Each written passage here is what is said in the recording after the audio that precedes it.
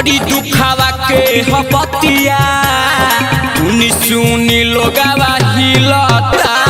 बड़ी दुखावा के हपतिया सुनी सुनी लोगावा हिलता।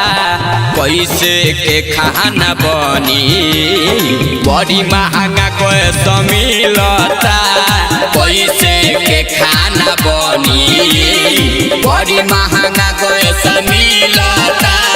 कैसे के खाना बनी कैसे के खाना बनी बड़ी महंगा कैसे मिलता। कैसे के खाना बनी गरीब लोगवन के दिन कैसे कटी। रोज महंगाई करता दुर्गति। सब पब्लिक भइल बहरान रे। सुनी सुनी सबके जाता रे जान रे। अरे जान रे कहा बहारे चकोरवन सा धके प्याज छिलता।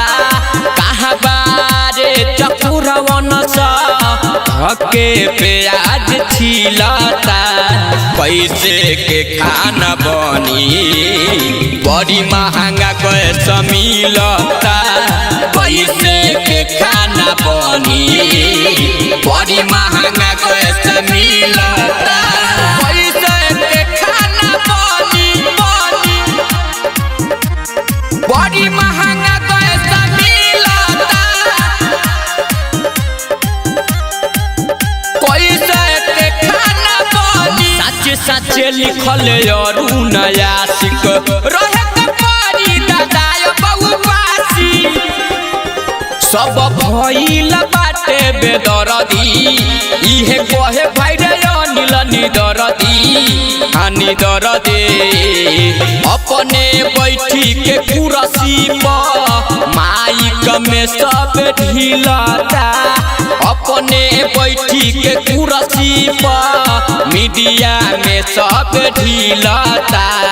कैसे के खाना बनी बड़ी महंगा कैसे मिलता। कैसे के खाना बनी बड़ी महंगा कैसे मिलता।